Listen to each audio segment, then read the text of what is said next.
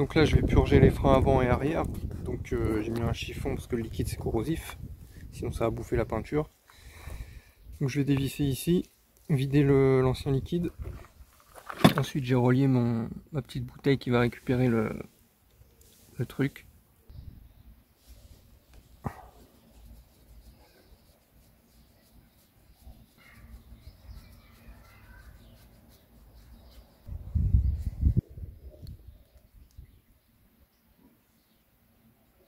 Voilà, il y a le petit joint ensuite après en dessous.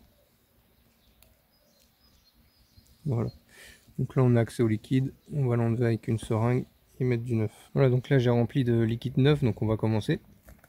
Donc quand on purge, il faut toujours veiller à ce qu'il y ait du liquide là-haut, parce que sinon vous allez faire rentrer de l'air.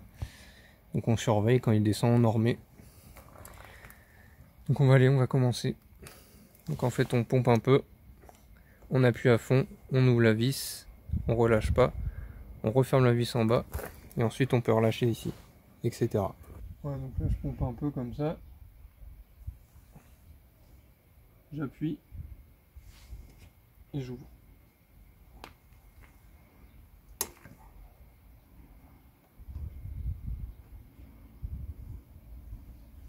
Je referme, je relâche. On fait un peu comme ça. J'appuie à fond. J'ouvre. Hop, le liquide arrive. Je referme. Je relâche.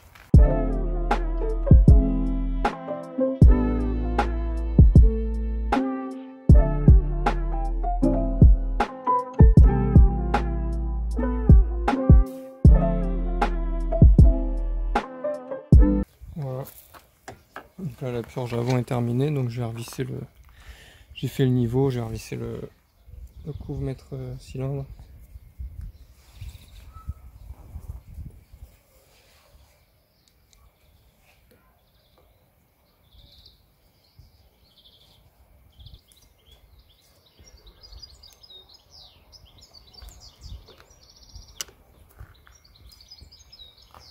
Ça se serre pas très fort.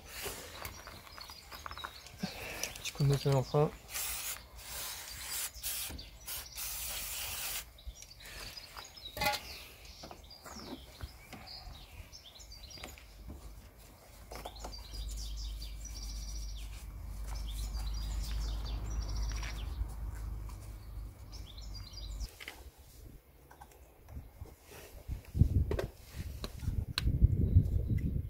Donc là même principe. On va vider le peu qu'il y a dedans. Ah, il y en a presque pas.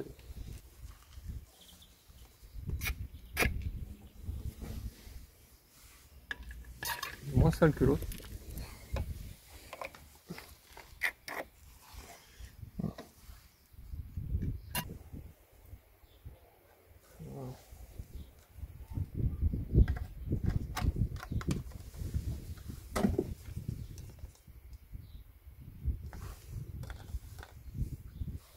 On voit le liquide neuf, c'est bien jaune, transparent, propre.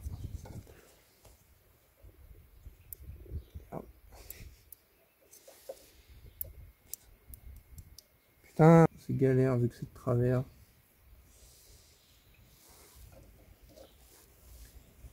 Je suis à ras là. Donc là j'appuie sur la pédale. J'ouvre le circuit. Ta grand-mère. Là j'appuie sur la pédale. J'ouvre. Hop. Ça coule dans la bouteille. Je referme. J'appuie. J'ouvre. Je referme.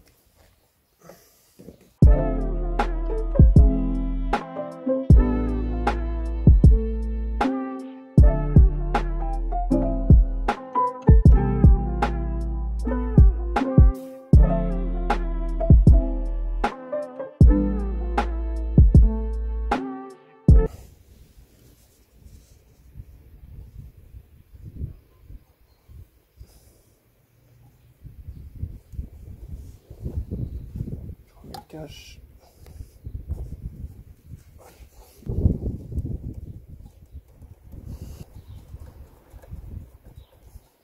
terminé.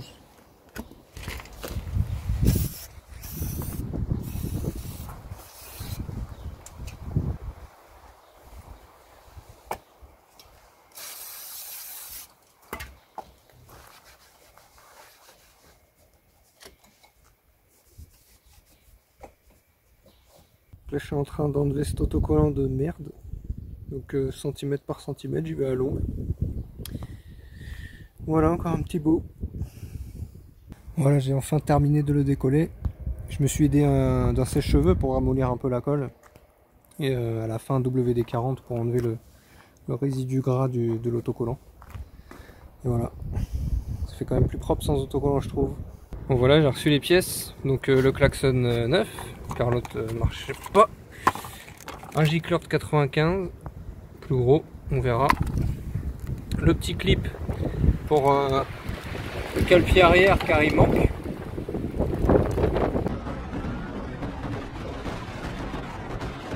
Et le carénage, j'ai pris du dessus pour remplacer celui-là qui est tout moche. Donc voilà. Donc là je vais démonter l'ancien klaxon et on va essayer. Voilà, donc j'ai monté le nouveau klaxon, on va essayer. Je mets le contact. Hop. Voilà. Bon voilà, ça fonctionne. Et pour ça c'est terminé. On attaque le cale-pied arrière. C'est la clip que j'ai acheté, c'est celui qui tient cet axe. Voilà. J'ai remis son clip. Du coup c'est bon. J'ai rajouté aussi une rondelle entre les deux parce qu'il ballottait un peu. Donc là voilà, il se coince bien, ça bouge plus. Impeccable. Voilà, on va attaquer ce carénage. Donc il y a une vis ici. Il y a les deux sous la selle. Et à mon avis il faut retirer toute celle-là. En fait c'est toute la coque du réservoir qui est venue. Et il est vissé de partout à l'intérieur. Donc voilà, on va retirer toutes ces vis là. On pourra changer ce foutu carénage. Voilà, j'ai tout resserré. C'est quand même plus propre. C'est vraiment cuit. Je trouve que la moto elle tremble beaucoup quand on accélère à fond, là c'est pas normal. J'ai vérifié tous les serrages des axes moteurs, il y en a 3 ou 4, je sais plus, 3. J'ai vérifié que le pot il touchait pas sur le cadre, j'ai resserré la fourche. Et en fait ça vibre à mort dans les poignets et je sais pas du tout d'où ça peut venir. Donc en fait j'ai appelé un collègue et il m'a dit que lui, ça lui était arrivé sur une 50 qu'il avait eu à l'époque. Et le piston était monté à l'envers, c'est-à-dire, vous savez la flèche qui va vers l'échappement, elle était vers l'admission. Donc j'ai bien envie de déculasser pour regarder. Donc, parce que là je vois pas ce que ça pourrait être d'autre. Du tout, du tout. Du coup, vu que ça vibre, c'est sûr que c'est pas les roues ou quoi, vu que ça le fait au point mort quoi. Donc ça vient forcément du moteur. Donc je vais regarder, je vais déculasser, je vais vider l'eau. Et on va voir par le dessus si la flèche est du bon sens. Si elle est du bon sens, je remonte. Si elle est du mauvais sens, il y aura plus de travail. Allez. Et donc là, je viens d'enlever cette durite pour vider l'eau. Donc là, on va démonter la culasse. On va regarder si le piston est dans le bon sens. Allez. Bon, bah on fait des découvertes. Hein. Est-ce que vous voyez ce diamètre? Ça, c'est un kit 70. Donc ouais, ok, donc kit 70 alu, carbu d'origine, d'accord, bon. Donc on va devoir augmenter la carburation, hein, parce qu'il doit tourner pauvre, le pauvre. Et bon, une bonne nouvelle quand même, la flèche est du bon sens, donc on n'aura pas besoin de tout démonter. J'ai gratté un peu, là, il y a la calamine de fou, mais c'est un 70 alu. Voilà, on va essayer de lui trouver ou un 19 là-dessus, 19 ou 21. De ce que je trouve, mais voilà. Mais putain, elle a pas de pêche hein, pour un 70 hein. Mais tu m'étonnes, elle doit être bridée par l'essence. Donc on va, ça sert à rien de lui augmenter le gicleur parce que même un kit 70 en 16 ça va pas du tout. Donc voilà, à la recherche d'un carbu 19. Bon, du coup au lieu de partir sur un carburateur plus gros, je préfère la remettre d'origine. Donc j'ai commandé un kit 50, voilà, complet avec la culasse et tout. Donc on va monter ça, comme ça au moins elle est d'origine et tout, je préfère. La bougie, capteur capteur de température.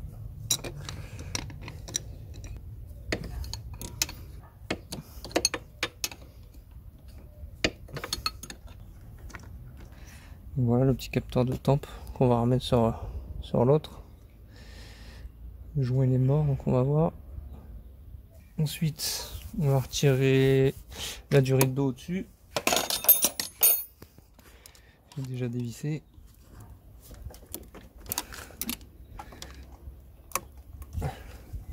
Hop. Je vais retirer l'échappement.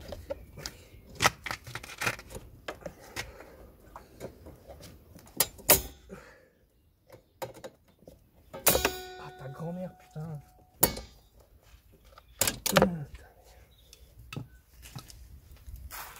Quoi? Là, j'ai retiré l'échappement du cylindre. Donc on va pouvoir enlever la culasse. J'avais pas resserré la dernière fois.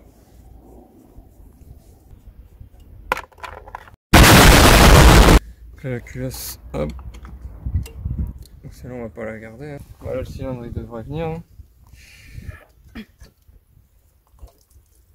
Donc il y a de l'eau.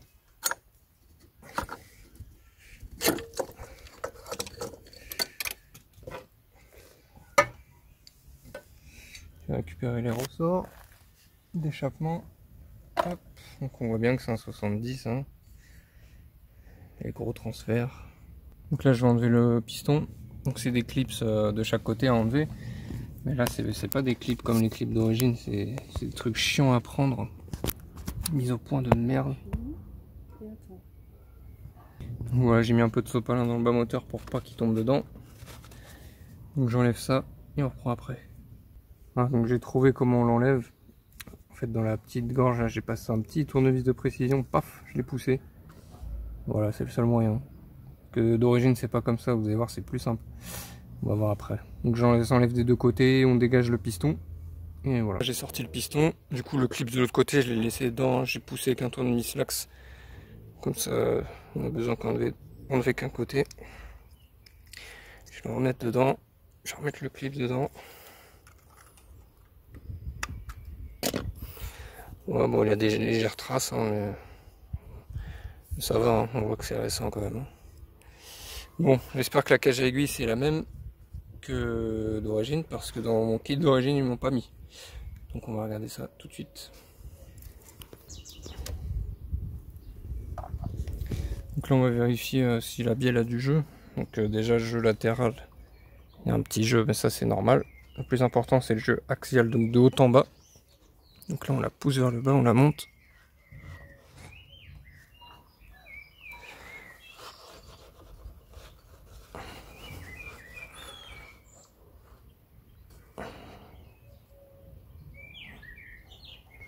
Il n'y a pas de jeu. Donc ça c'est bon, la bielle est bonne. Donc je vais vérifier si mon axe du piston d'origine est compatible avec la cage à aiguille.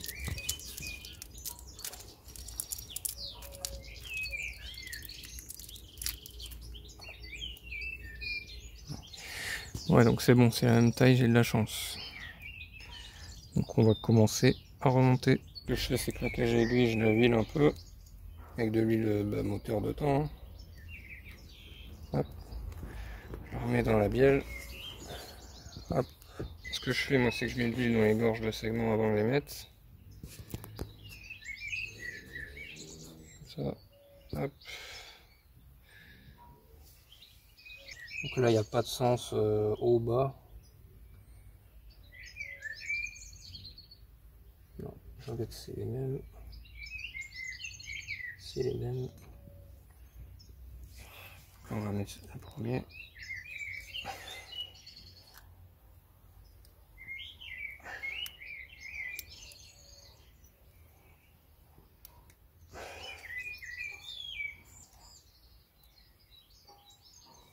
Deuxième.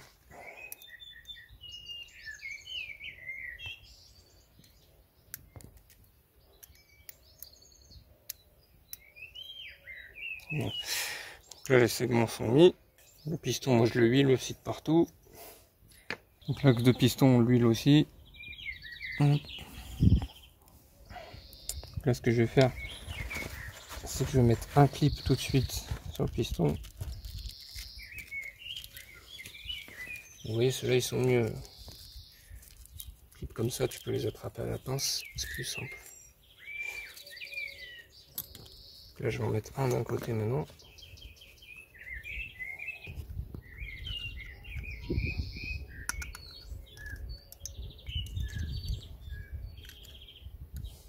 Donc lui, c'est bon. On va le mettre côté, je sais plus si c'est côté vers haut ou bas ça. Bon, ça n'a pas trop d'importance. Donc on voit qu'il y a la flèche, bon, je sais pas si on va voir à la caméra, mais sur le piston vous avez une flèche. Donc la flèche côté échappement. Donc comme ça, vers la sortie. Donc tac, hop, on met l'axe. Hop, on pousse jusqu'en buté du clips. Hop, voilà. On va venir mettre notre deuxième.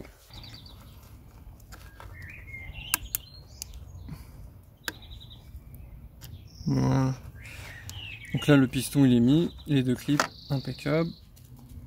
Donc là on va pouvoir mettre le joint d'en base. On va retirer ça. Hop. On va nettoyer le plan joint déjà.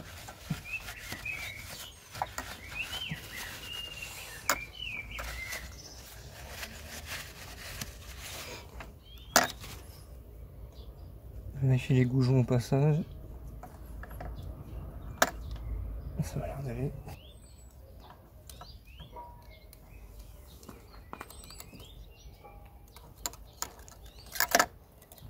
Donc le cylindre d'origine, hein, on voit la différence avec le 70 cm3. Regardez la différence de taille de piston quoi. Et là je suis sûr qu'elle va mieux marcher avec un d'origine. Au vu de la configuration qu'elle a quoi. Donc là moi je vais huiler l'intérieur du cylindre pour faciliter l'insertion du piston. Voilà.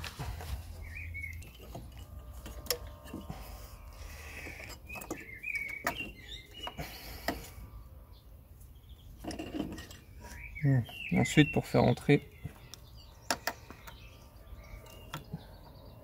le piston, déjà il faut mettre ses segments au repère. Après on appuie. Vérifier de l'autre côté. Bon ça y est, on a réussi à le mettre dedans. Donc on s'y est mis à deux parce que les segments ils étaient bien larges. Hein.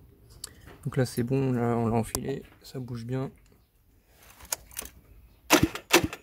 Voilà. Donc voilà, on va mettre la culasse. Allez, je vais refixer les joints sur la culasse. Donc moi je les dresse un petit peu. Déjà ça permet qu'ils s'usent moins vite. Et en plus ça les fait un peu coller. Quand on met la culasse c'est pratique.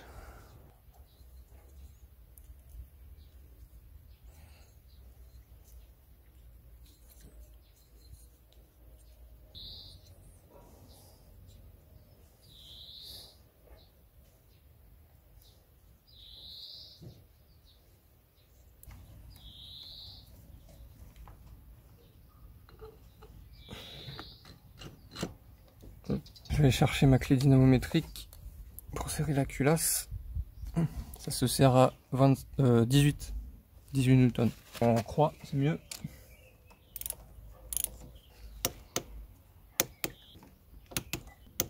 Bon voilà, j'ai tout remis. J'ai remis l'échappement avec les ressorts, la bougie, la sonde de température. J'ai remis la durite ici, celle-là. J'ai mis ça parce que sur les culasses d'origine, il y a deux petits trucs de liquide de refroidissement qui repartent vers deux autres trucs pour le carbu. En gros c'est pour le réchauffer quand il fait froid, mais bon, nous on s'en fout, donc on l'a condamné comme ça avec un bypass si je puis dire. Et donc voilà, donc là on va voir premier démarrage, on va la laisser chauffer tranquillement et après on ira l'essayer.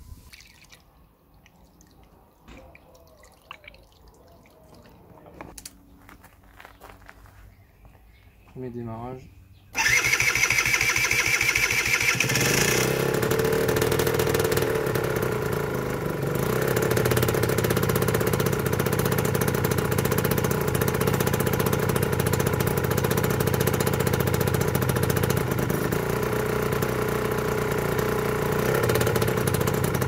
on va la laisser chauffer. Une fois qu'elle a atteint cette température de fonctionnement, je vais l'éteindre, la laisser refroidir. Je vais me changer tout ça et on va aller la rouler un petit peu là.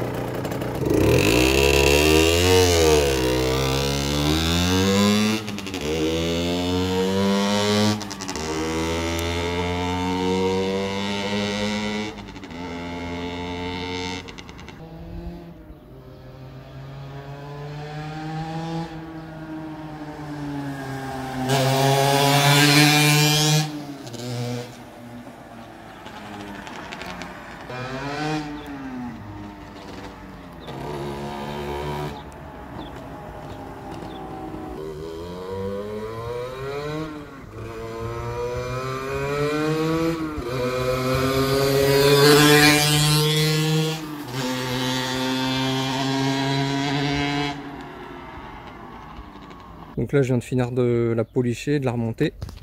Donc ça donne ça là. On a réussi à avoir un beau brillant sur les dessus. Après le côté, bon, il était mat, je pense qu'il avait été peint en mat. Voilà un petit peu le résultat. Franchement elle est propre. J'ai réussi à revoir la bulle aussi un petit peu au polish.